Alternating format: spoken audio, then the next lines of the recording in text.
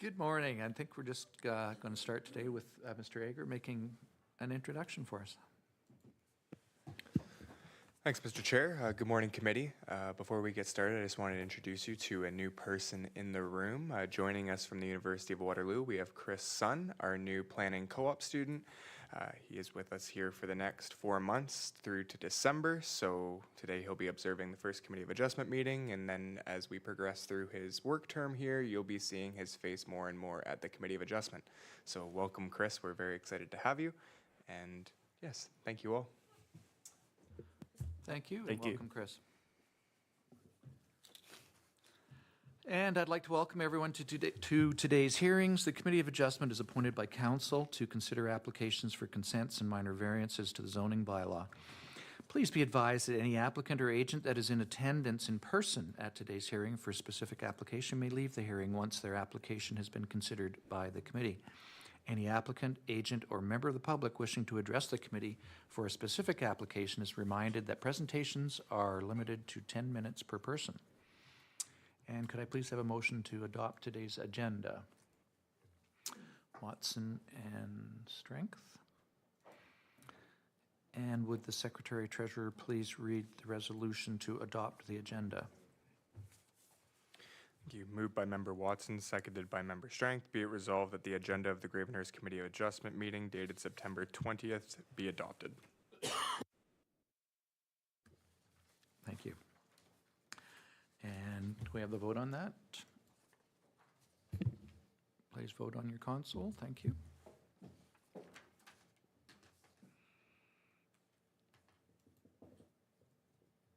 And that carries. Thank you.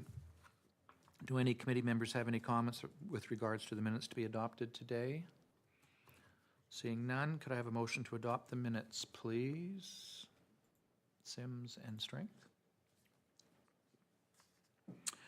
And would the Secretary Treasurer please read the resolution to adopt the minutes? Moved by Member Sims, seconded by Member Strength. Be it resolved that the minutes of the Gravenhurst Committee of Adjustment meeting dated August 16th, 2024 be adopted. Thank you, and we'll call for the vote on that, please. Please vote on your console.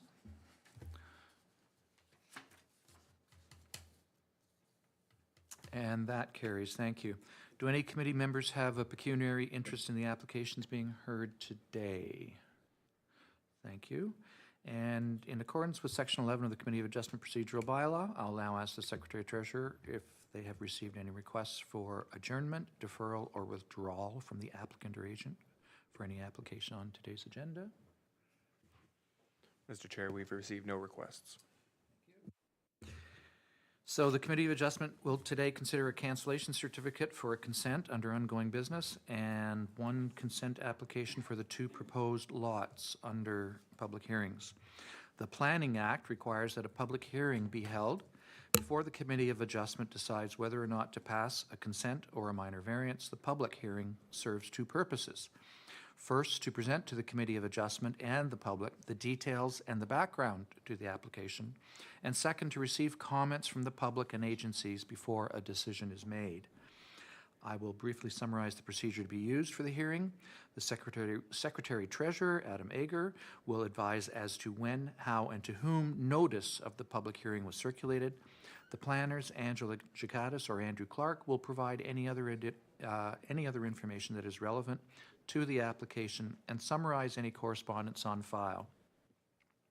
From there, the applicant will be provided the opportunity to make a presentation, followed by questions or presentations from the public, either in favor of or against the proposal. Committee members will then have the opportunity to question the applicant, the Secretary Treasurer, the planners, or anyone giving presentations. The proposed consent or variance will then be considered by the committee. If anyone from the public would like to receive a copy of the decision made on any application, please provide your name and full mailing address on one of the forms on the table at the back of the room there. And would the Secretary Treasurer please advise how, when, and to whom notices of the public hearings were circulated? Notice of the public hearings concerning the proposed applications were sent by first-class mail to the respective owners and assessed persons within 60 meters of the properties subject to the proposed consent or minor variance application and emailed to applicable agencies. Included with each notice was a summary of the application, a site sketch, and a key map showing the location of the property. The circulations were provided in accordance with the provisions of the Planning Act, RSO 1990, Chapter P13. Thank you, Adam. It is important to note that should committee approve any application, there is a 20-day appeal period during which time today's decision may be appealed. During this appeal period, no building permit may be issued or other work commenced. Also, in the event there is an appeal, and in order to be kept advised of a possible Ontario Land Tribunal hearing, members of the public must request to be sent a copy of committee's decision on the application.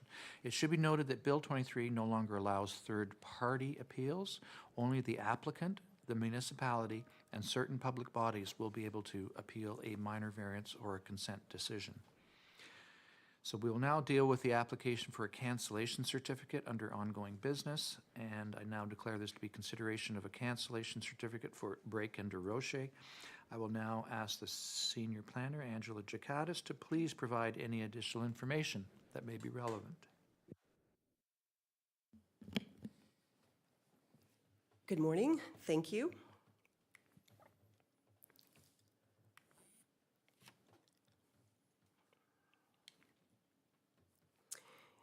This request is for something that this committee has not dealt with before, a cancellation certificate for a consent that was previously given. And that's being done in order to allow a lot addition to occur. For context, I am going to go over the property details quickly and explain in more detail what committee is being asked for. The subject properties are located northeast of town with frontage on Doe Lake Road. The application involves two properties which are outlined. It's difficult to see, but there is a thin black line separating the two properties. The property on the right was created by consent in 2018 under application B17 2018 GR. And the applicant's property for the current request is identified on the left. Keep in mind that the applicants already have conditional approval to do a small lot addition at the road from the larger property to the benefiting lot on the right.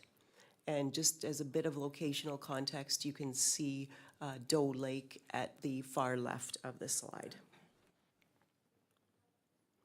This slide provides an overview of the two properties. The lot addition is to occur in the upper corner at the road. And again, just for locational context, Fawn Lake is at the far right of the slide. So I'll just reiterate that the request is to cancel a previous consent. You can see it outlined there as the lot that was created through B17 2018 GR in order to take away its status as a standalone parcel or take away the once a consent, always a consent status that keeps it as a standalone parcel. And the reason for doing that is so that the lot addition can occur, as shown here. The severed lot, shown in red, is to be added to the benefiting lot, shown in blue, which is the original severed parcel.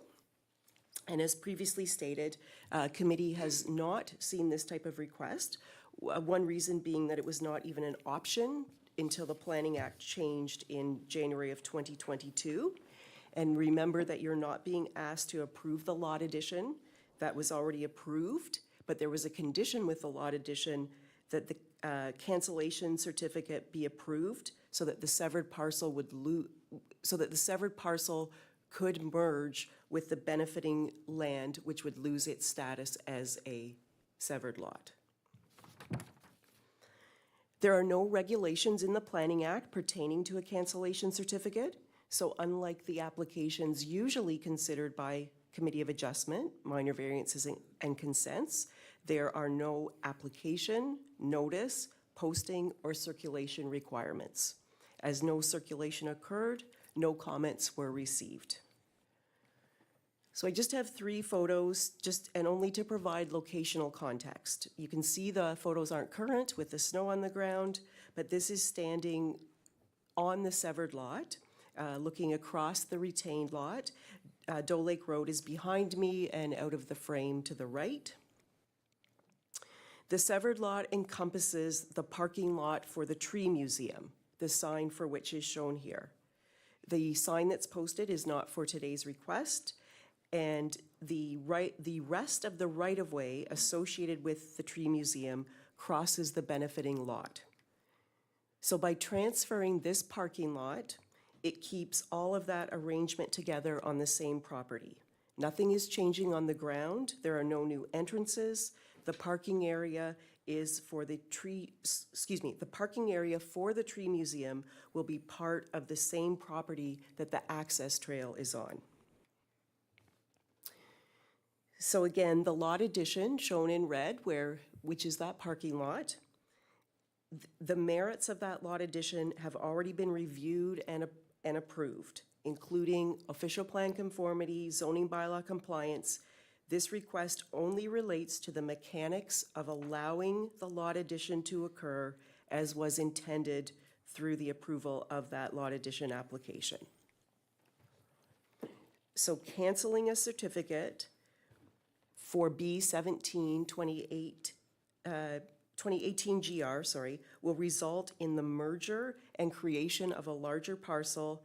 Staff would recommend that committee approve the cancellation certificate, and that concludes the presentation. Thank you. Do the applicants or agent have a presentation they wish to make? I see none. And we'll move on to the staff's recommendation is to approve this issuance of a cancellation certificate. Do we have a motion to that effect, committee? Watson and Sims. Thank you. And I'll ask Adam Mager to please read the resolution for us. Moved by Member Watson, seconded by Member Sims. Be it resolved, having regard to the matters prescribed under Section 5345 of the Planning Act, RSO 1990, Chapter P13, that the Committee of Adjustment approve the issuance of a cancellation certificate for the severed lot in B17 2018 GR. Thank you. Are there any questions or comments from the committee on this? I see none. Okay. So the senior planner, are there any recommendations as a result of these proceedings? Staff would recommend that committee approve the cancellation certificate. Thank you. Okay, we will call for the vote on that resolution, please.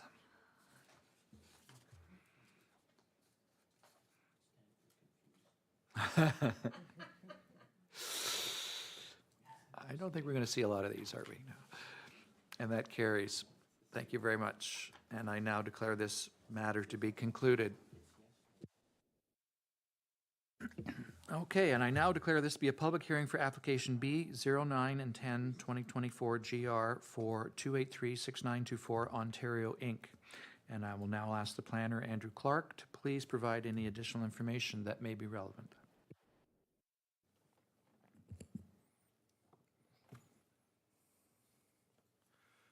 Morning, everybody.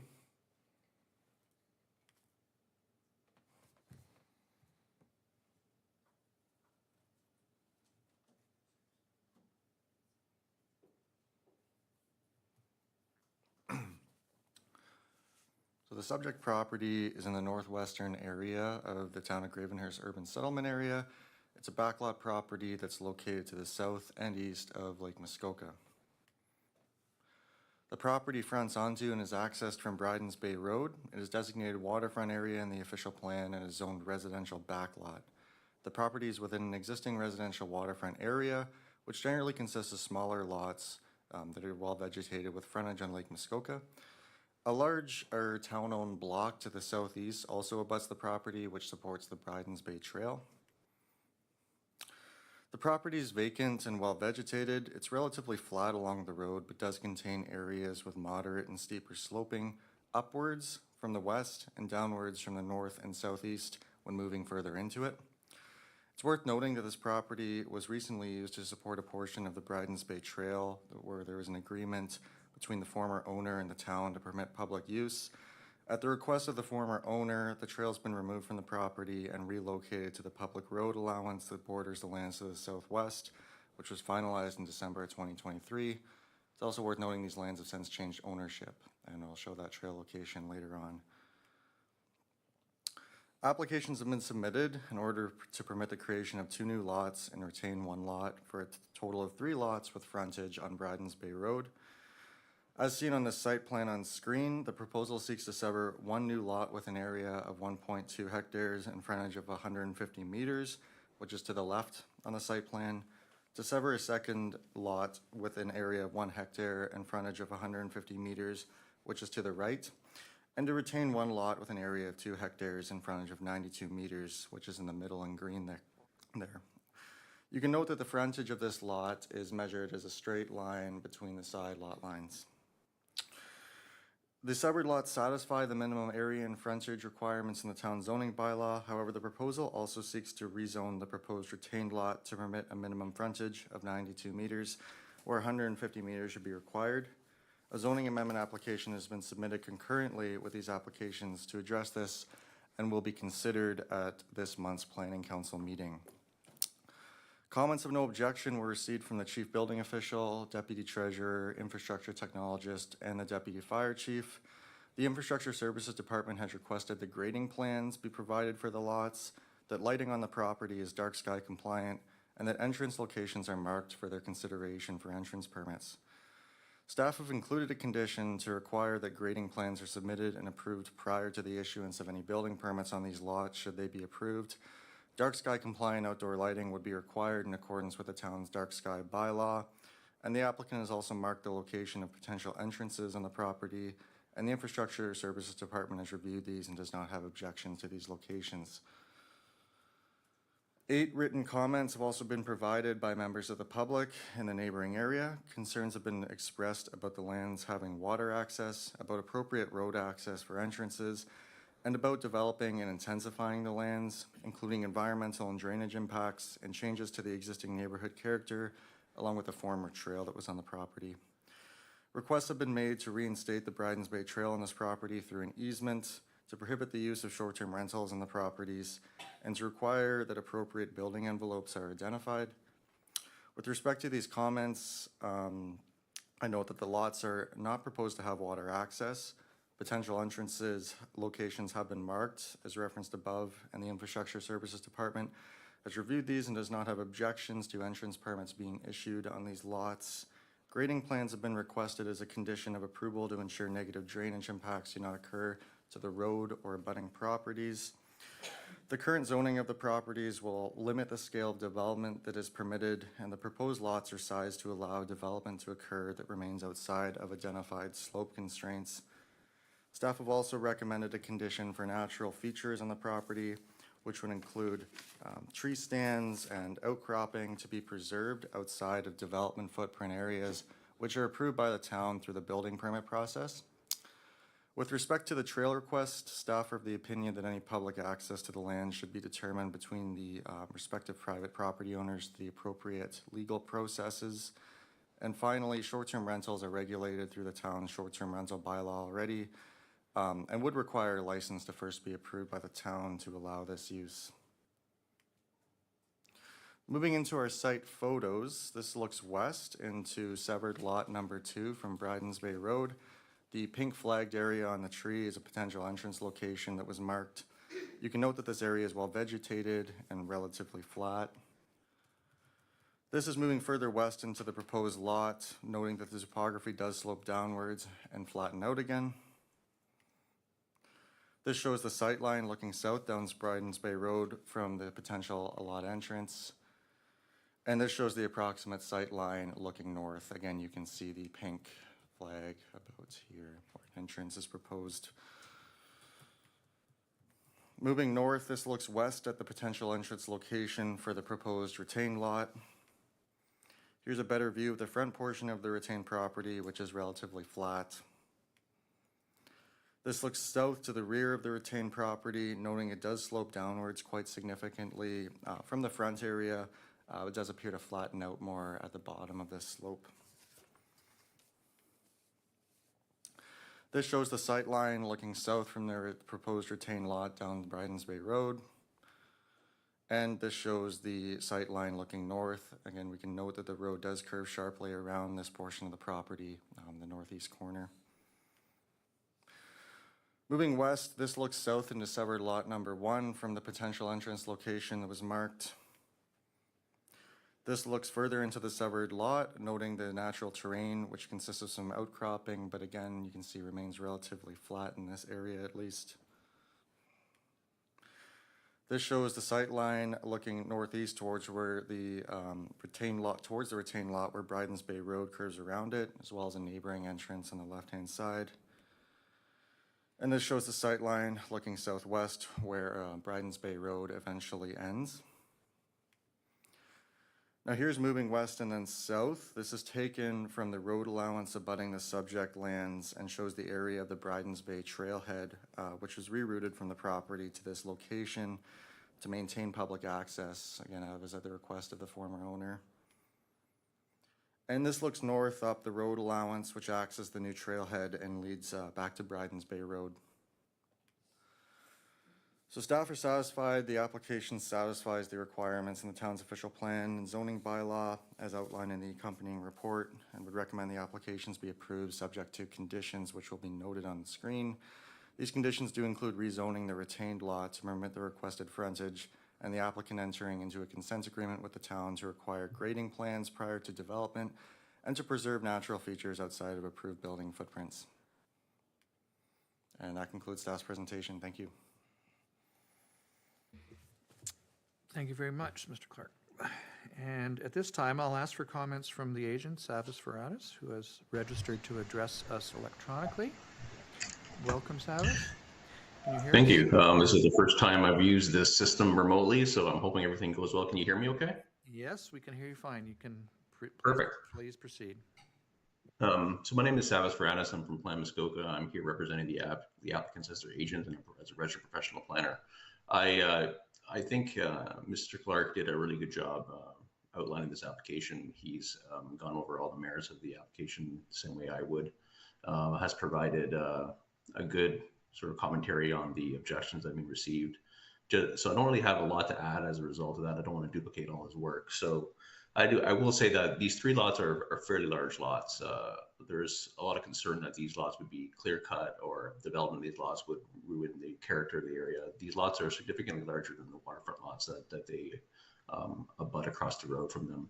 And the expectation is that any development that would occur on these properties would be done so in a way that would remain in character with the area and it would remain primarily natural. I think the conditions that the town staff have imposed on the application actually address a lot of the concerns raised by the public with relation to tree cutting, drainage, entrance locations, and anything related to the physical sort of development of these properties. I think there is a lot of speculation as to what these lots will be used for and how they'll be used in the future, which are somewhat unwarranted. And I understand, that the people in the area here are really adamant about maintaining their sense of community and character of the area. And I think a lot of those fears and speculations come from that. So I understand that, but I also want to make clear that these 3 lots will not be tied to any neighboring lots that the applicants own on the waterfront or used in conjunction with that. There's not the intention of the application to provide a right of way or an easement or anything along those lines to do so. In terms of short-term rental fears, again, I agree with staff that there is a licensing process that anybody in the area would have to go through in order to get that. And so that's a right granted to everybody in the area. Not that I'm saying that is the plan. I'm just saying that that is a right that's granted to all members of this community. So I don't think anything much more to add. I guess the last point I will make is the frontage exception that's required for the middle lot. Basically, the reason being is that it's not that it has a lack of frontage, it's just the way that it's technically measured by the zoning bylaw. If you take one length of frontage and you curve it, you end up with a shorter distance at the bottom, and that's basically what's happened here. So this property, if you were to measure the frontage along the roadway, has more than enough frontage for 3 lots, but just when you divide this property up, you end up with the technicality and how the frontage is measured for that middle lot. So that's what the zoning amendment is for this part of the property, and that will be, as staff mentioned, will be heard next week at Planning Council. So I don't really have anything else to add, but I'd be happy to answer any questions that you may have. Thank you. Thank you, Mr. Veratis. Please remain in the meeting in case we do have questions for you. And we've also had requests from the applicant, Matthew Baldessaro, who is registered to address us. And I don't know if Matthew's there. Okay, please bring him in. Hi, Hi there. I'm here actually. I don't necessarily have anything to add on top of what Savas has already mentioned. With that being said, I did read a lot of the comments and concerns from the surrounding community, and a lot of it does seem to be speculation based, and then kind of just based off of what Savas said, we kind of just agree with everything he said. So other than that, I really don't have anything else to add. Okay, thank you. And if we have questions for you, you can remain in the meeting for us. Thank you. And also the applicant, Dan Baldessaro, has registered to address us. And I don't think Dan is with us, though. We're just going to check. Hi, Dan. Not sure if you can hear me, but I have dragged you into the meeting. So and I've sent you the email link earlier this morning. So just please press on the email link if you're joining from a laptop. And when you're ready to speak, just press the talk icon at the bottom of your screen in the middle. And as soon as it turns red, you're able to speak. We'll give him a minute.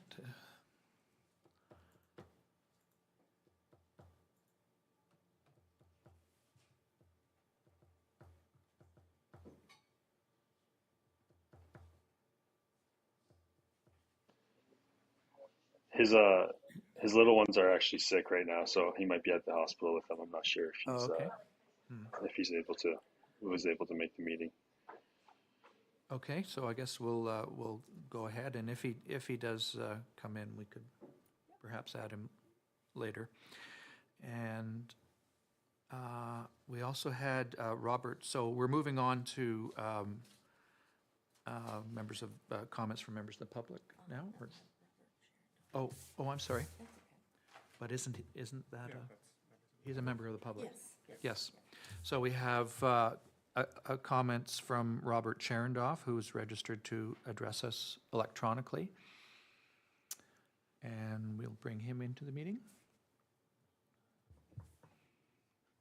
Hi, Robert. I have dragged you into the meeting, and I emailed you the link this morning. So if you're using a laptop, please go ahead and just hit the email link. And then once you can see that you're in the meeting, please just go ahead and hit the talk icon, which looks like a little face at the bottom of your screen. We'll give you a minute. If you don't join, and you can still hear me, I will send you another email, and we can always come back to you later. Thank you. Again, we'll just give him a minute to see if that...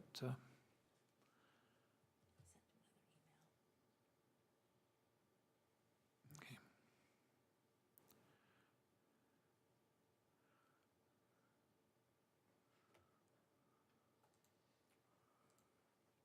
Okay, again, what we'll do is if Mr. Cherendoff does end up joining, then we'll go to him later.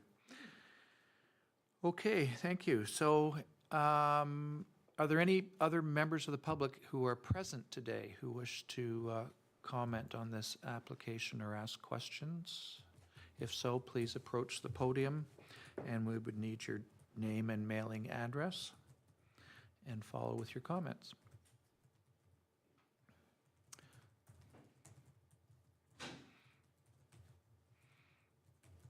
Do they have to push the button, right? Yes. Please push the button on the, perfect. And again, we'll need, oh, sorry, I have to Testing? Okay, perfect. Thank you. And we'll need your name and Okay. mailing address. My last name is Morgan, first name is John. Mailing address is 1310 Bridens Bay Road.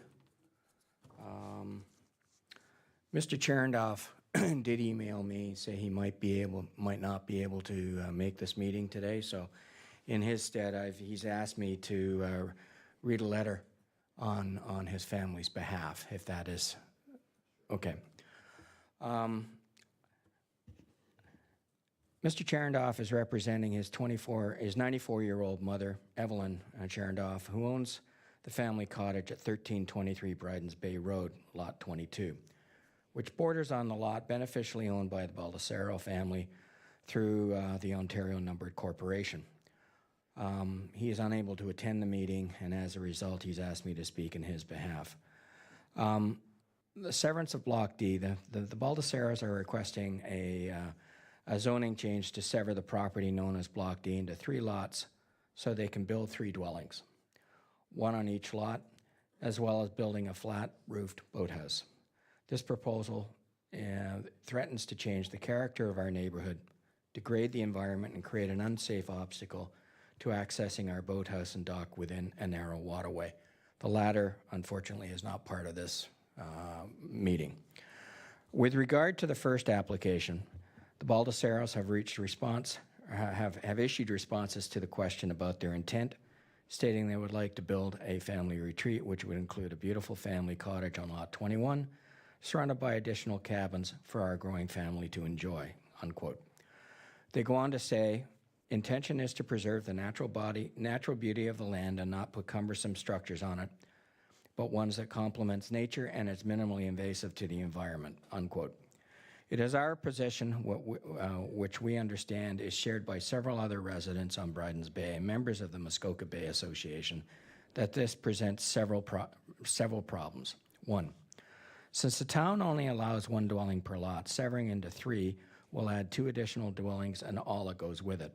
Additional septic tanks for each lot, additional electrical hookups, many additional people who has already been addressed by the applicants for possible rental, and as a result would create noise and lack of respect possibly for the neighbors, additional strain on the infrastructure, and the removal of natural habitat for wildlife and plant. Second point, should waterfront be granted for the 3 new craters, it's reasonable to assume future desire to build more docks and boats. Unfortunately, this is not part of this meeting, so I will not go into it. Concerns over true intent have already been addressed, but that's a concern in this letter. The environmental impact,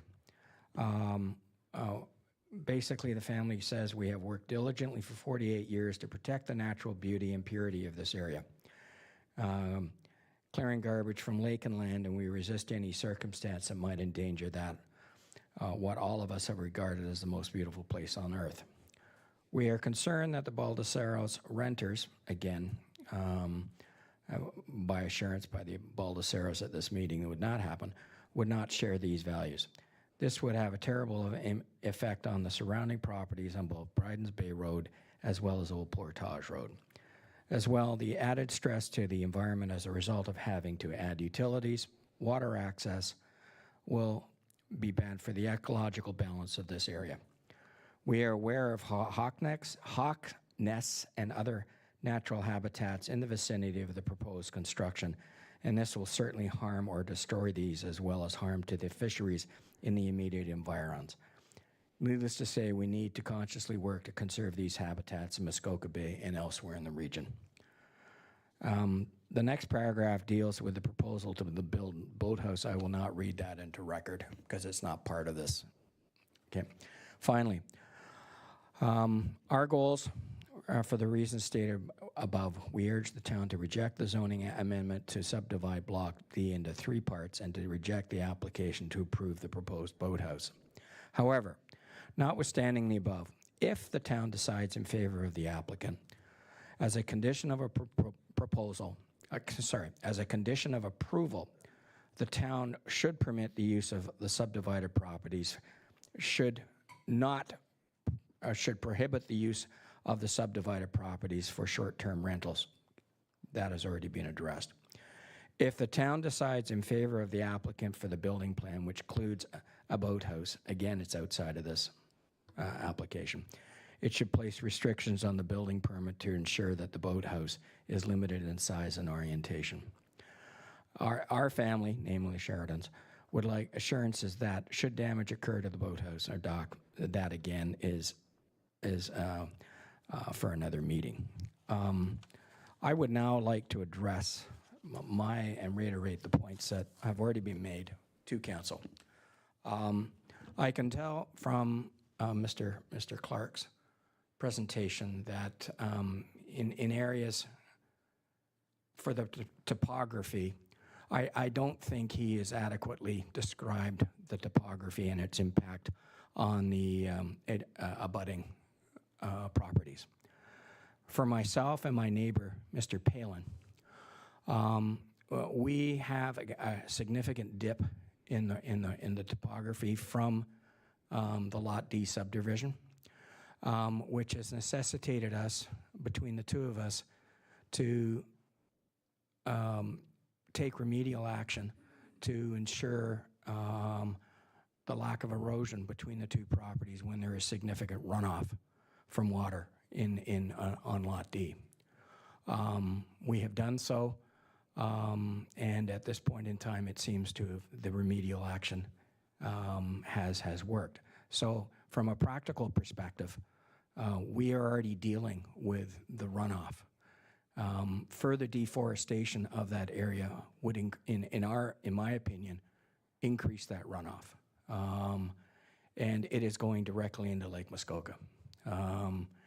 Secondly, deforestation, I think, has to be taken into account, because as part of the ecological system and the climate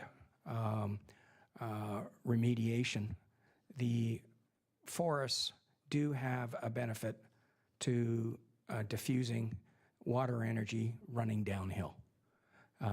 Deforesting any major part of that drainage system would have an impact on the waterfront properties, which are a lot smaller. Okay, that's the end of my submission. Are there any questions? Thank you. If we do have questions, we'll bring you back. Thank you. And ask them at that time. Thank you. Is there anyone else who would like to address the committee? Please come forward, and again, your name and mailing address, please. Push the button for us on the, that's it. Yeah, hello, Gary Fenton, 1063 Old Portage Road. We're 3 lots over from the subject property on the water. I guess in general, just my concern is the deforestation of the lot abutting the lake. There is a lot right next to us that's currently being developed. And I know you talked about deforestation within limits, but they pretty much deforested the whole lot, I would say 90% of the lot, to put in a mega cottage right beside us. That's what happens. It's a popular area. People buy lots, they develop it. I understand that it's an expensive place to be, and they put in large cottages. That's fine. But maintaining the feel, the look of the environment for all the environmental benefits, but also the nature, what we, all come to Lake Muskoka to enjoy is just the look, the greenery, the blend of rocks and trees, and, just not building something that's out of the ordinary. There's a lot of light, a lot of mega homes going in, and hopefully that's just not going to change the nature of what we're accustomed to. The other thing that just concerns me a little bit is the 3 lots going in owned by a family group with a family compound, I think it was referred to as, on the lot on the lake, that it's fronted by the lake. And I just have concerns about, just the noise, the population, the use of that property, as well as in the cove for the boathouse, and I know that's going to be addressed on Tuesday, but just the amount of activity with multiple families using that, converging on and using that one lot. So I just have an issue with the splitting of the lots as laid out in the proposal. And that's all I really have to add today. Thank you. Okay, thank you. Is there anyone else who'd like to make a presentation to committee? If I may. Yes, please come forward.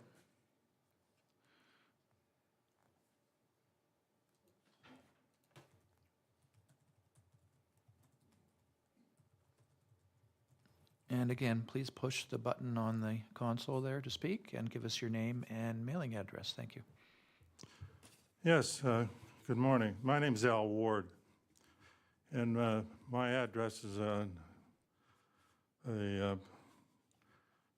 Bryden Bay Road is 1264, 1268, 1270, and 1274.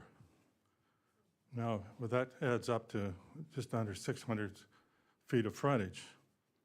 I've been on this property since 1958. A lot of people weren't even born then when I moved onto that property.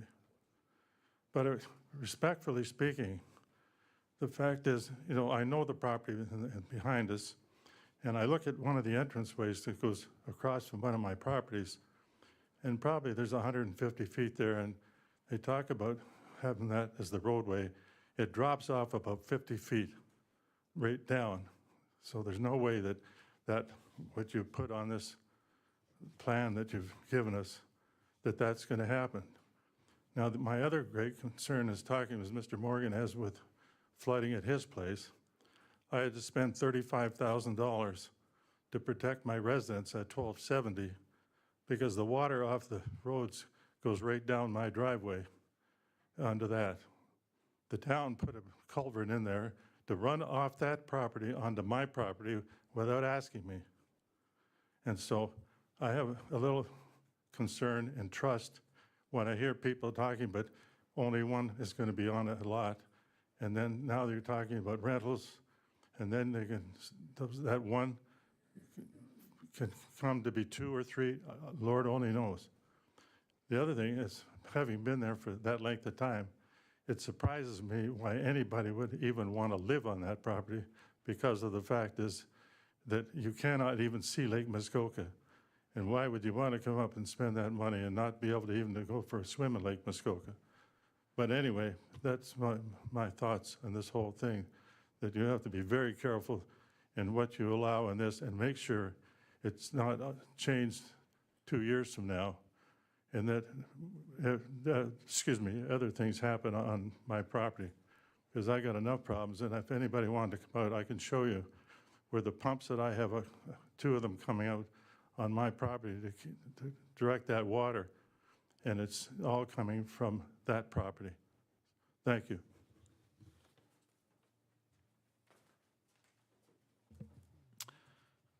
Thank you. Is there anyone else who'd like to address the committee?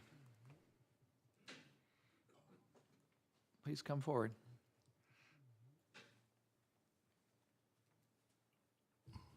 Again, we'll need your name. Oh, hit the button again. It was already on. Thank you. Didn't shut it off. And then your Gary Punchard, 1286 Bryden's Bay Road. My brother owns a lot beside us, a cottage, 82 and 78, my sister. So we have 3 properties together. Like Al said, we've been there 65 years, and all of a sudden, there seems to be 1 lot going to 3. My biggest concern is, just like Al, that those 3 lots won't be severed again into other lots. These people are developers, from what I gather in my reading, and no access to Lake Muskoka. I was told, I had a chat with Andrew, to the waterfront. So why would you want a piece of land that's, Muskoka is for water? It's the destiny of Canada.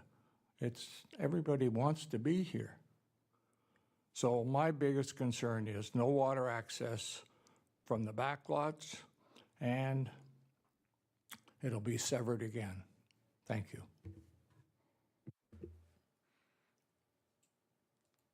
Okay, thank you. Anyone further, member of the public, who'd wish to address the committee? And I'd like to call on Mr. Clark, perhaps, to address some of those issues that were raised there, and if I may. Excuse me, Randy. Mr. Sharondoff does, excuse me, Mr. Sharondoff would still like to speak, so if you can hear me, please go ahead and join the meeting. I have toggled you in, and then when you're ready to speak, just hit the talk icon at the bottom of your screen. Thank you. Thank you. We'll give Mr. Charendoff a moment to join us again.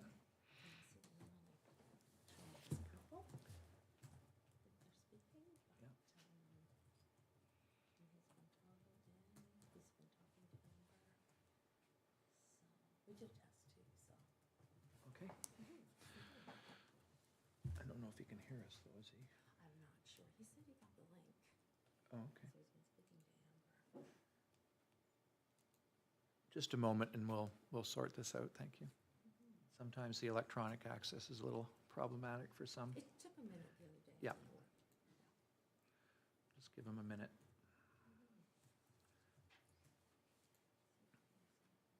Maybe if you send another email, say go ahead. I don't know. Or is he talking? She's actually talking to Amber. Oh, okay. Oh, I see. Yeah,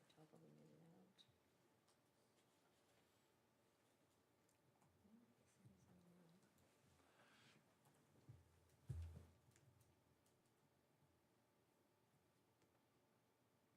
Well, what I'd like to suggest is if, as I say, we perhaps go to Mr. Clark to answer, Sure. to address some of those concerns. I think the drainage issue, perhaps, the overall environmental concerns that have been raised and how they're proposed to be addressed. And anything else, I saw you taking some notes, so perhaps you have more to add there. Yes, thank you, Mr. Chair, and thank you, everyone, for the comments. With respect to the drainage issues that have been raised, I think these have been supported by comments from our Infrastructure Services Department. That's why we're requesting a grading plans to be required on the properties prior to a building permit. So there'd have to be a professional plan if these lots were prepared before development, prepared to confirm the grades of the properties are appropriate for any development and to ensure that any runoff is appropriately managed on the property. So that's our proposed solution to help mitigate those concerns, and it would help ensure that the existing situation on the lot is improved as well. Should they be developed? With respect to the environmental concerns, of course, this proposal is intended to permit an increased density. The existing zoning of these properties would limit the lot coverage to 5% of the lot area, and we've included a condition to make sure that any natural features, including tree stands, elevations, rock outcropping, are preserved on the property outside of areas that are approved to be developed, specifically through the issuance of a building permit or the grading plans that are required. So this is a similar condition that we impose through site plan control. We don't have that authority with that application in this area, but it's a way to ensure that there is no further disturbance, deforestation, or removal of natural features on the properties outside of where they'd be permitted to be developed through the appropriate approval process.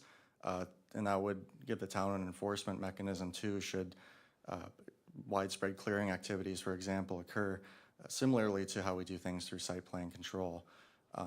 So that should help mitigate those impacts.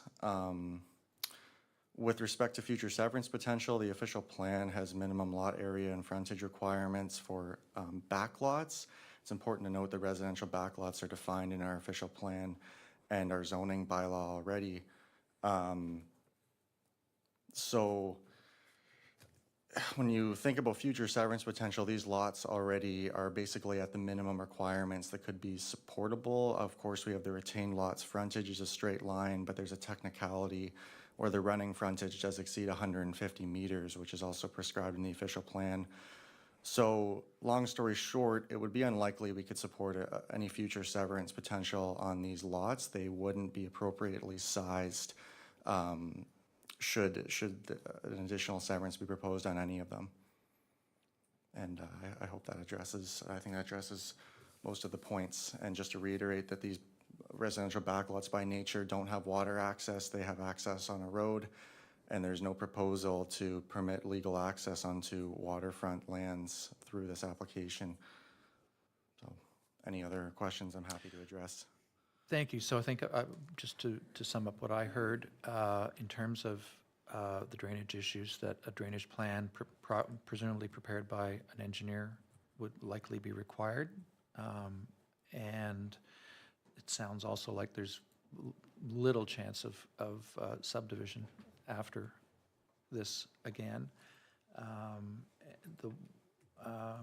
Sorry, there was one other. Sorry? No, I think we'll leave it. Sorry? Oh, the trees, yes, the other thing, thank you. Yes, so it sounds like the 5% lot coverage, which if you flip it around, that means with the condition that's being recommended for no further development outside that 5% potential development area, it sounds like 95% of the lot then would have to remain in its natural state.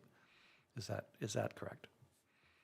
Yes, that's correct. 5% of the lot area could be occupied by buildings or structures, as how lot coverage is defined and measured in the zoning bylaw.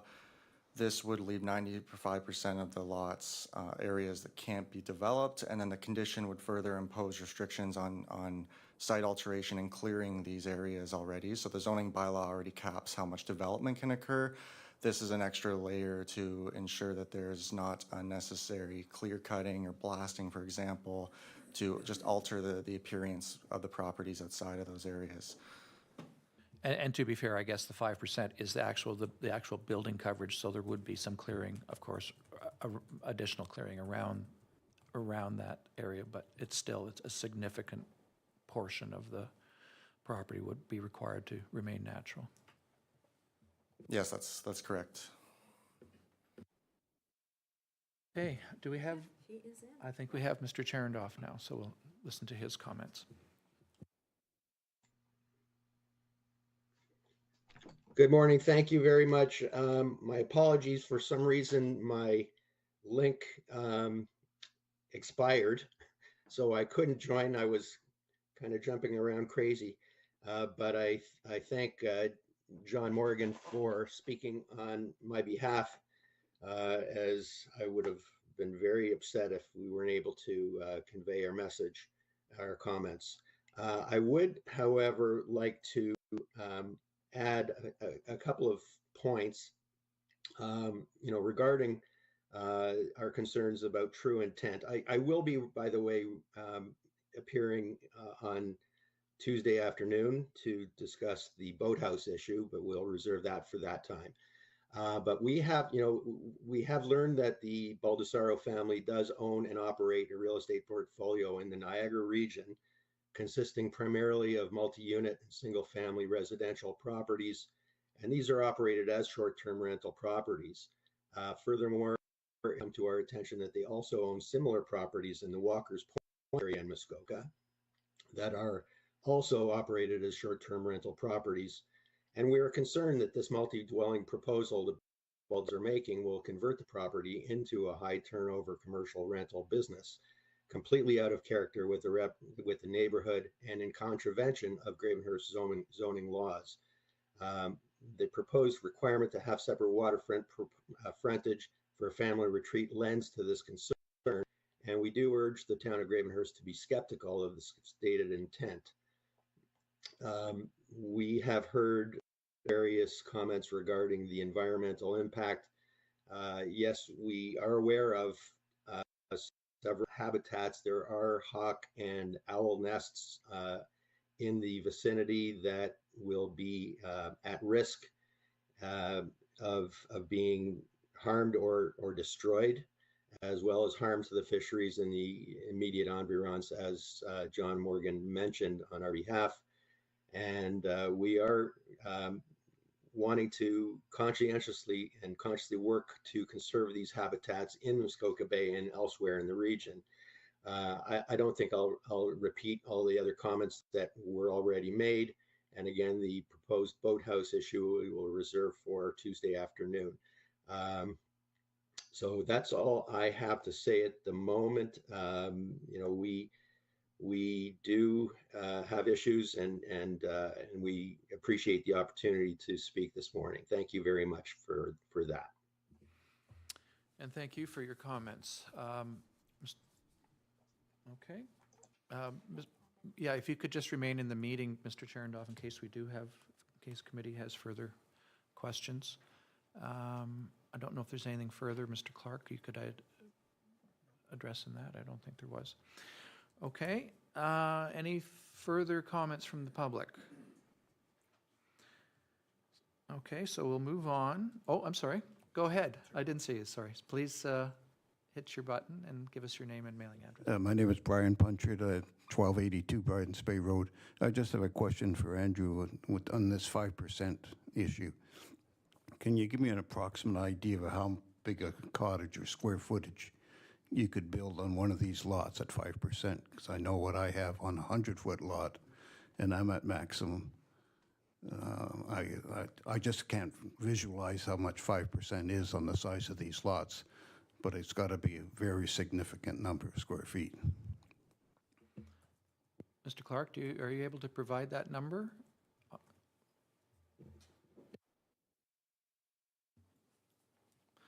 Yes, so the lots are differently sized. Lot coverage is based on the total lot area of each property. For a 1 hectare lot, that would permit a lot coverage, and it's worth noting that lot coverage includes every single building or structure on the property, not just dwellings, of 0.05 hectares, which would be 500 square meters. You know, technically on the retained lot, then it's about double the size, so 1,000 square meters. It's proportional to the lot area. So yeah, that would define the cumulative building footprint that could occur on the properties based on their lot areas. Of course, there's a bit more area based on the total size of the lots being 1 hectare or over. Hopefully that provides some clarification. And sorry, am I correct too that being residential back lot zoning, that lot coverage is much less than the waterfront lots that these other folks are on? Is that correct? That's correct. The intent of backlots, the backlot zoning is already to keep the lots a bit more natural in general. So there's a smaller lot coverage provision that applies, and it also recognizes that these lots are intended to be larger in nature than a residential waterfront lot. But the maximum permitted lot coverage on a waterfront property is 13%. That's within 60 meters of the water and cumulatively with the whole lot area. So it is less in its size comparably based on the intent of the planning function of these areas and their size requirements. Okay, thank you. Did you have I'll allow one further comment from the public then. Go ahead. Again, I we'll gotta need say your name something. and mailing address. Catherine Jacobson, 1059 Old Portage Road. We just moved in about 14 months ago. And wow, have I ever learned a lot about blasting and building in Muskoka. And we're right beside Gary, and so we've got this new build going on. And I am amazed at the size of the trucks that are coming in and out of there, using our driveway to turn around in on a regular basis. Guess that's the way it goes. But I can't see Bridens Bay Road sustaining the amount of trucks and the sizes of the trucks. Like, the only way they can turn around on this new build at the end of our road is our driveway. And when I'm walking Bridens Bay Road, I'm like, how are they going to get the trucks in here? So when they were delivering the massive pieces of wood the other day, the truck had to stop at the bottom of Bridens Bay Road at the intersection of Old Portage Road, because there's no way that truck can get up Old Portage Road, turn around, unload, and get back out. Well, it's even a tighter fit on Bryden's Bay Road. And now you're looking at 3 new builds going in, let alone the blasting. We had a really bad blast happen at that new build a couple of months ago. 3 of the neighbors, we went running, first of all, making sure the guy was okay, because my whole house shook. And I've now been warned, keep an eye out for cracks in your foundation. I'm also worried about the integrity of this cliff with all the blasting that's going to be happening. And how are these 3 lots within the wooded area going to even get water? It's like a 300-foot tall cliff. Are they going to like drill down like over 300 feet to get to the water? How are they going to get the water there? So I've just got all these questions, and when you walk that road, you're like, there's just no way they're going to get the size of the massive dump trucks that come in to take away the rock that they've blasted. So there's no way they can keep the integrity of the area viable with 3 new builds going on. And if this is a family compound, why do they need to sever this lot? Why can't they just build on that lot? So I just had to say something. It's been really sad. We moved in and we were like, oh my gosh, this is the most beautiful area ever. And now I'm slowly watching it being taken away. Thank you. Thank you. I think a couple of questions, Mr. Clark, that you could address in terms of why they couldn't build, I guess, multiple buildings on the single lot, as opposed to what is permitted by building or by severing the lots, was the question. The other issue, I guess, I don't know if it's in your purview, but how you get water. I mean, you drill a well, is my understanding. It doesn't necessarily have to go down all the way to the lake level, but could you address some of those issues? Yes, through you, Mr. Chair.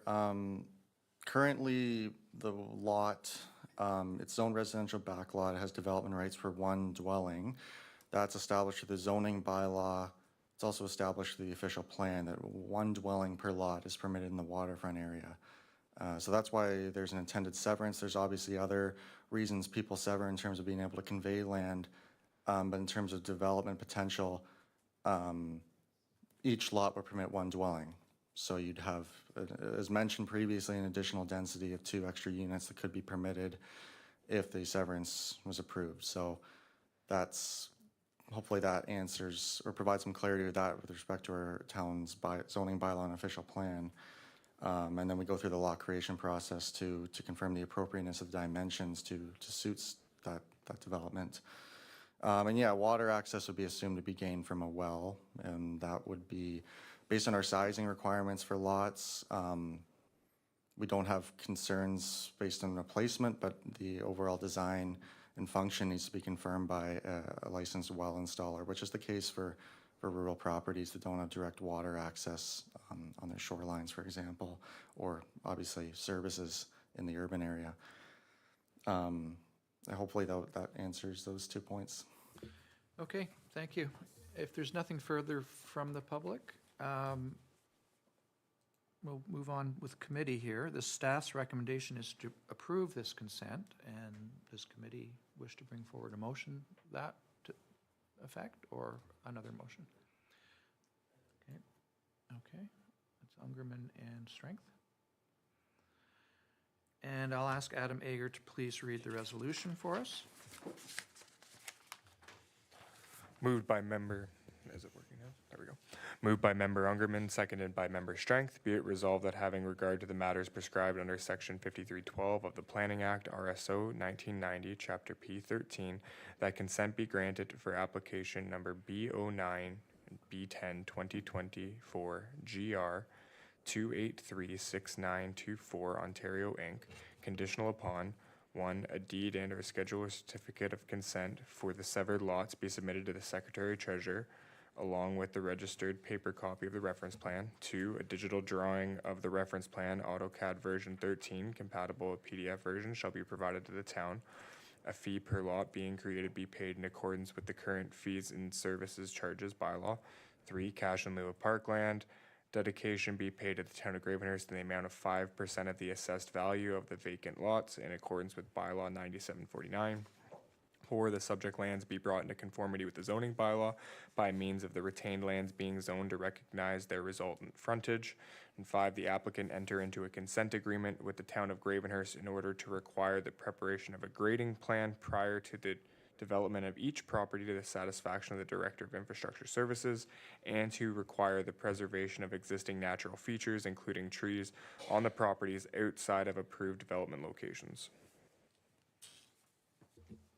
Thank you. So committee, do you have any questions or comments to the applicants, the secretary treasurer, the planner, or any persons who have made presentations? And noting that we can bring in any of the electronic participants for questions as well. Any comments or questions? Mr. Sims, go ahead, please. Thank you, Mr. Chair.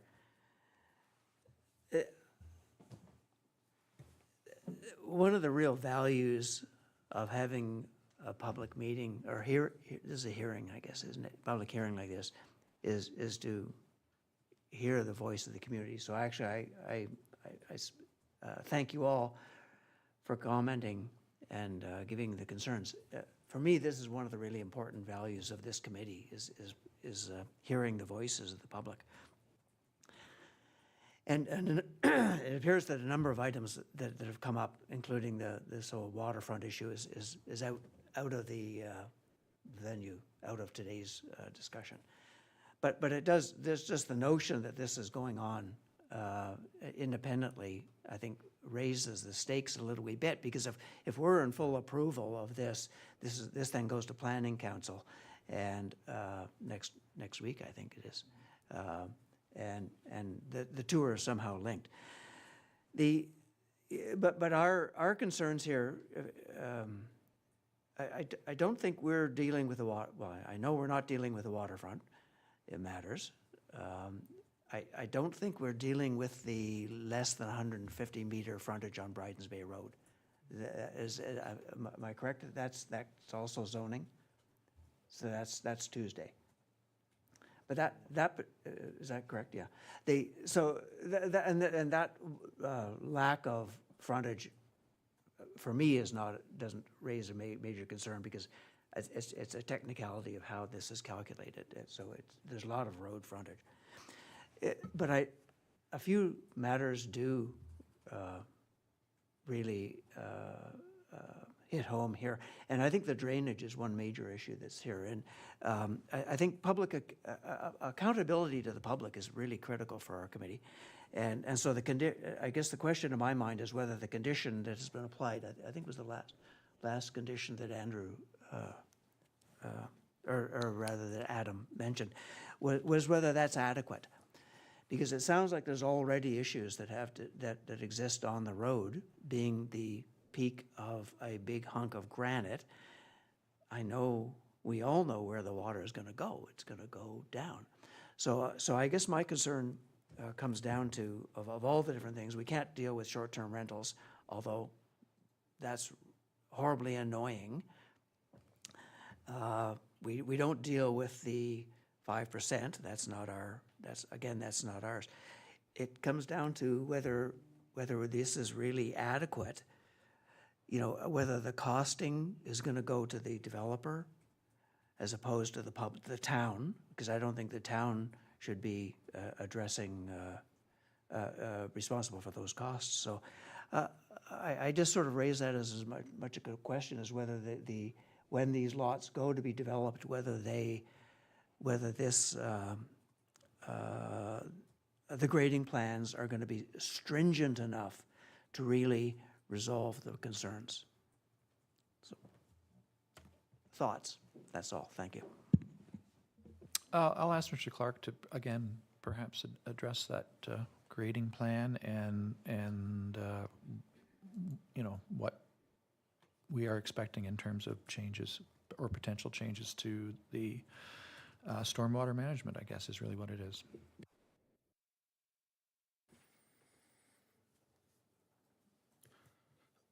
Yes, through you, Mr. Chair, and thanks for the question. The purpose of the grading plan condition Again, it relates directly to the development of the lands. The purpose would be to ensure that development impacts are appropriately managed in terms of drainage, and that the lots where developments proposed are appropriately graded so that stormwater is not moving onto the road and the abutting properties.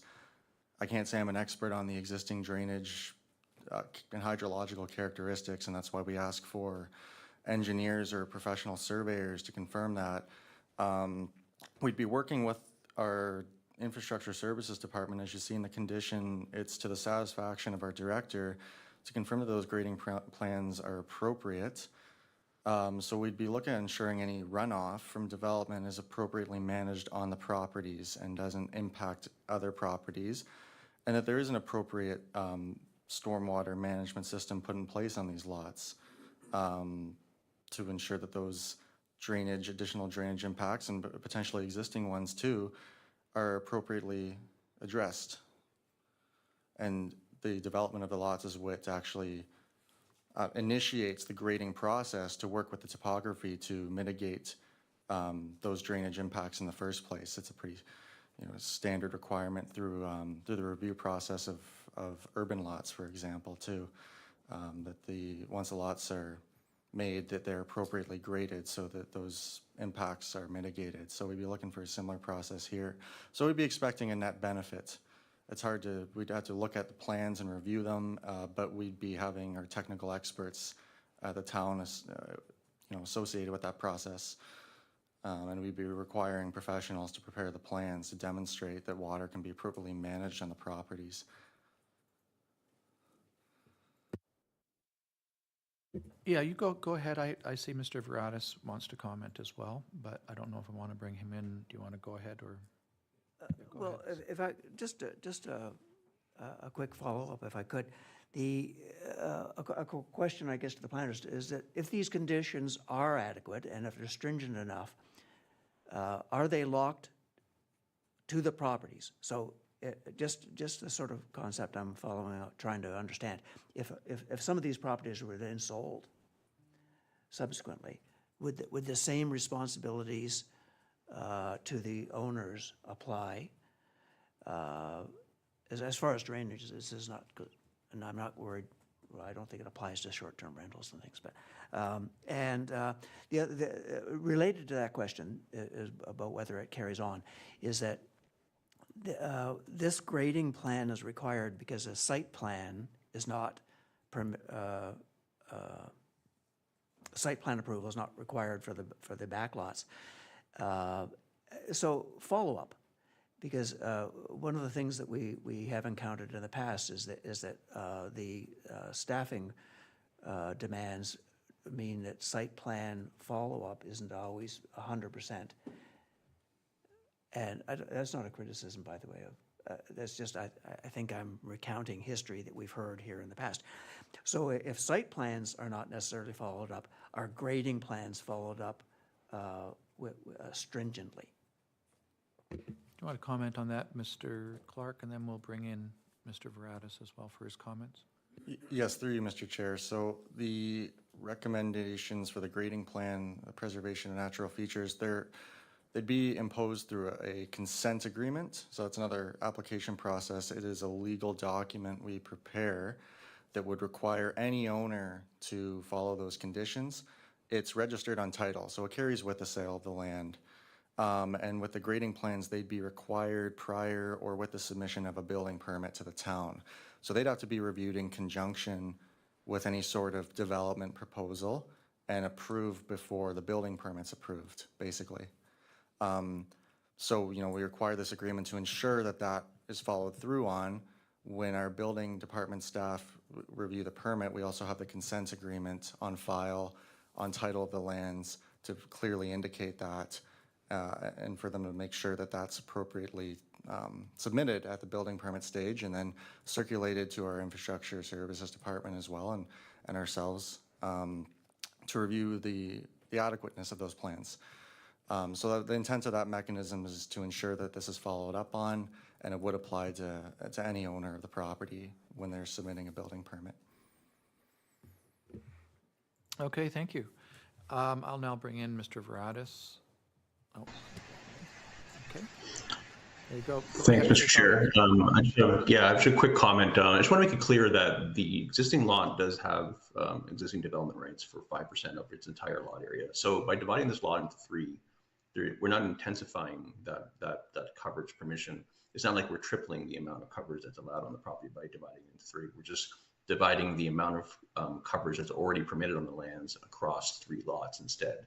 And so with that in mind, the development of the lot today on its current form as one property could occur without the need for a consent agreement that would have a drainage and grading plan attached to it that would be reviewed by the municipality for its appropriateness. So the condition that's being granted or that's being requested by staff to be added to this approval is a level of control that the municipality does not currently have over this property. So if you look at it from that lens, it's not intensifying the amount of drainage that's already permitted on the property. It's simply controlling it in a more orderly fashion and holding the current landowner and even the future landowner as is registered on title to that in perpetuity moving forward. So I just want to make that pretty clear. Thank you. I think those are good points. That the existing development rights would allow 5% over the entire lot right now, which would be a significant amount, clearly. Mr. Watson? Thank you, Mr. Chair. Boy, I'm struggling with this very, very in-depth possibilities of what could be happening and what has been brought to light by the residents in the area. I guess, as my colleague had mentioned, drainage is first and foremost. And as we heard Mr. Ward mention that he'd had spent in excess of $35,000 to his foundation because of drainage problems. And that's before any development on this property. We've heard about, construction vehicles and all that and blasting. And although that's not part of our committee responsibility, that seems to be the way that things are done in Muskoka because it's not a natural place to build. It's not an easy place to build. I guess my question, and I don't mean to sound derogatory to staff but what is the town prepared to do to fix the drainage problem? And I will say, there's probably nobody on this road, in this group, that knows that road better than myself. I trained there for a long time. I lived in the area for 33 years. I know the property. I've been through the trails, and you can't dig down a foot without hitting rock. So there's existing drainage problems with the cottages on the sides of the waterfront. And that is before this development has even started.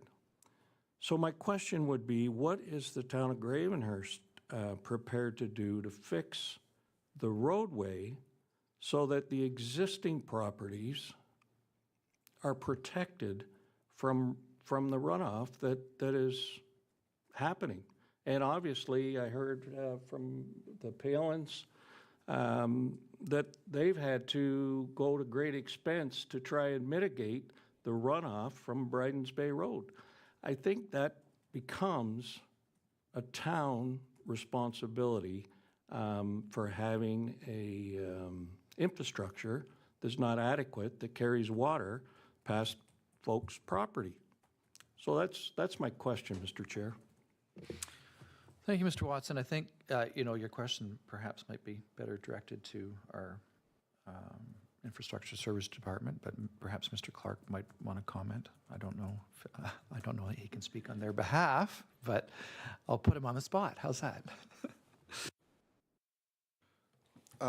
Yes, through Mr. Chair, and thank you for the question. I'd say it's a little bit outside the purview of this application. Of course, the town's responsible for the adequate maintenance of its road system and network and on the town road allowances. What we're trying to do through the conditions of this application is to ensure that the stormwater is adequately managed on the private property itself, which is typically done through these like the building permit application process, for example. But it's hard to speak on future infrastructure plans. Might be best coordinated with our infrastructure services department in terms of the actual roadway. And Mr. Ager, can you complement that, please? Thank you, Mr. Chair. Through you to Member Watson, and building on what Mr. Clark said, I think it's evident based on the Director of Infrastructure's comments that they are aware of this situation. But as Mr. Clark pointed out, it is outside the purview of this application, so staff have incorporated what they can to the best of their abilities to make sure that the development of this lot isn't worsening the problem. And that's really all we can control through the consent application that's before committee today. But as the chair's pointed out, broader plans for the area and surrounding properties that's already occurring, as you pointed out, isn't something that we're able to capture through this application. We've utilized as many tools as we can through this application to ensure that we're not worsening the problem. And is it correct to assume then stormwater management, I think I heard you say that the intention with stormwater management is to ensure that the any additional runoff is managed on the property, like contained on the property and not allowed to affect other surrounding properties. Is that what I heard? That's correct. The focus would be on that condition and in the purview of our application, ensuring that stormwater management remains on the property and doesn't make its way to the road allowance or abutting properties. Mr. Ungerman. Thank you, Mr. Chair. The one thought that I've had listening to all of the concerns about the grading, and it's sort of the flip side of what the neighbors are concerned about, is that if these lots are severed subject to the condition the staff have suggested we impose, isn't there a benefit in that there actually now can be some kind of controls which otherwise aren't available or the town wouldn't be able to impose? Because if they're going to sever the lot and lots into three, the town can impose all kinds of conditions which may improve a situation which exists, a problem which exists that really can't be remedied, but now there may be a possibility of remedying it, or at least improving the situation. So it might be to the neighbor's benefit that the grading can be looked at and analyzed, and perhaps some conditions be imposed. So I see that as sort of the silver lining in the application, and maybe it's a good thing. Thank you. Thank you. I think that was actually one of the points that Mr. Veratis made as well, that the existing development rights could go ahead and build a building without us being able to, impose further, improvements as you're. Just in response, I mean, when we look at the severance, these three lots, with the exception of this sort of technical breach, all these lots are sufficient in size, and there's nothing they're really asking which is out of the ordinary. It's almost, they satisfy they tick all the boxes except for this issue about grading, which is certainly important. And maybe this is the chance to try to improve it. I did see a hand there, and I'll permit you to just, if it's brief and something new, or an additional question to clarify. Yes, John Morgan. I would like to offer some practical. Could you just hold on, Mr. Chernoff? I'll come to you in a moment as well. Okay. Maybe I can offer some practical solutions to these questions, because I've had to go through it with Mr. Palin. When you're looking at drainage runoff, diffusing the water energy is probably one of your key issues, particularly on the natural topography. That's one. But number two, when you have a flat, non-porous surface such as a road, having adequate ditches is one option. But also where you've got issues with roadways that enter from the property to the roadway, elevating that driveway so that it actually deflects the water runoff coming from a road that's subject to the municipality is also an option too. That's what I have done. Have actually raised the driveway at the end where it meets the road, and that has actually taken a lot of the issue around our property and deflected it down into that that area that we've created a fusing agent by putting in a lot of crib rock, a river rock in there, and it's actually promoted the water in a very constructive way away from both the Palins and our property effectively. Thank you for that. I think as well during the entrance permit process, our infrastructure department looks at those kinds of things as well. I think I'll leave it at that. And Mr. Sharondoff, I'll permit you to make a comment as well, if it's something, again, to further the discussion.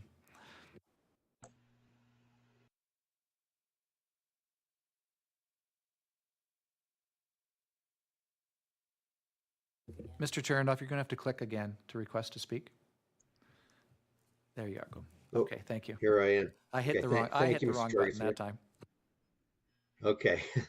I just wanted to comment on something that Mr. Clark brought up regarding the containment of runoff to the property. I do have question about, I mean, that's a rather large if.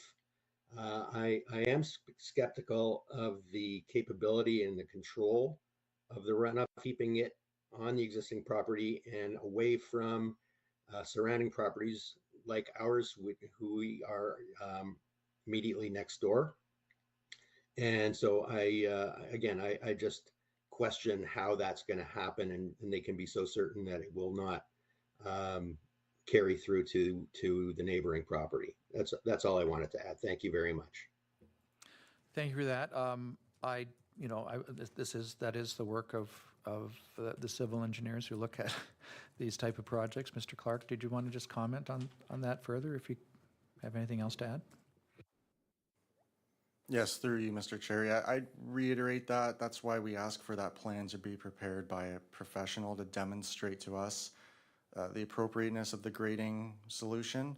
And then that's why we also work with our infrastructure services department, who reviews those plans more commonly, to have final sign-off on the grading plan to mitigate those impacts appropriately prior to a building permit being issued. Thank you. So by having that approval process in our infrastructure services, those are the people who best able to address the approval process rather than perhaps our planners at times, right? Yeah. Okay. Anything further? Member Strength? No?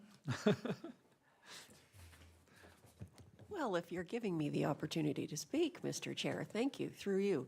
I'm with Member Ungerman. I think that this is definitely a benefit, that the last clause is certainly, I think, going to help with the drainage situation, not hinder. And while I've been sitting here listening to the comments, I certainly appreciate them. Nobody likes change. Nobody likes development. But it's, as somebody has suggested, everybody wants to be here. With the technicality, if I could ask Mr. Clark, if the technicality wasn't a consideration today, would this application be in front of the Committee of Adjustment?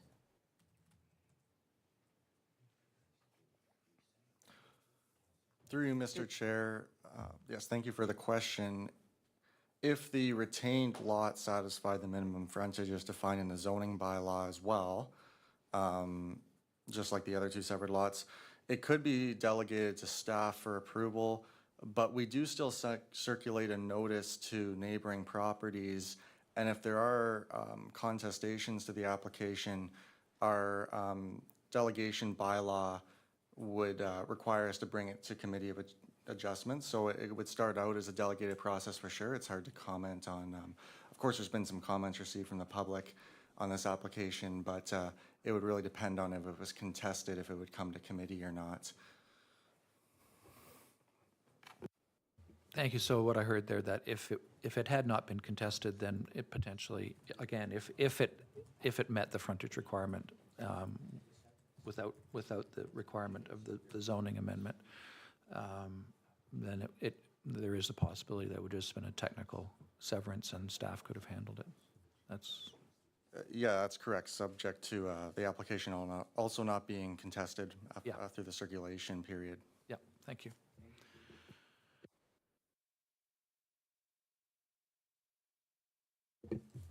Anything further, committee? We're prepared to move to vote on this. And, okay, I think we've heard a lot of good information here. I hope the members of the public have heard some of how some of their concerns have been addressed, potentially, but it's up to the committee now to vote on this. So I'll call for the vote on, oh, no, I think, yeah, some time ago, I think Mr. Ager did. I know it's a long time ago, but we did read the motion, yes. Okay, so we'll go ahead and please vote either in favor of or against the motion. Thank you.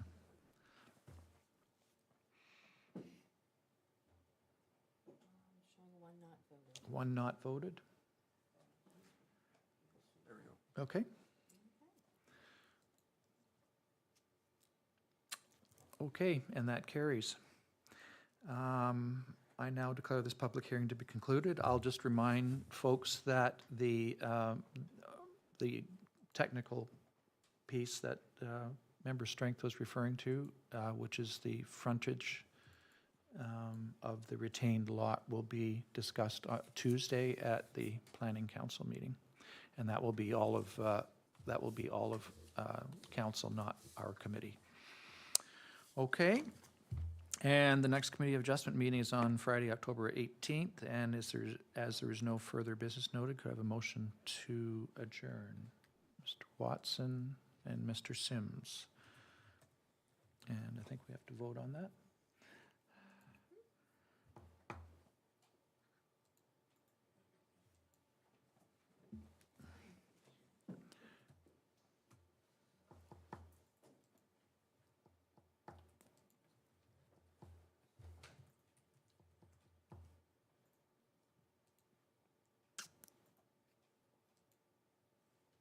Results. Oh, there we go. Thank you. And that carries. Thank you very much. I now declare this hearing to be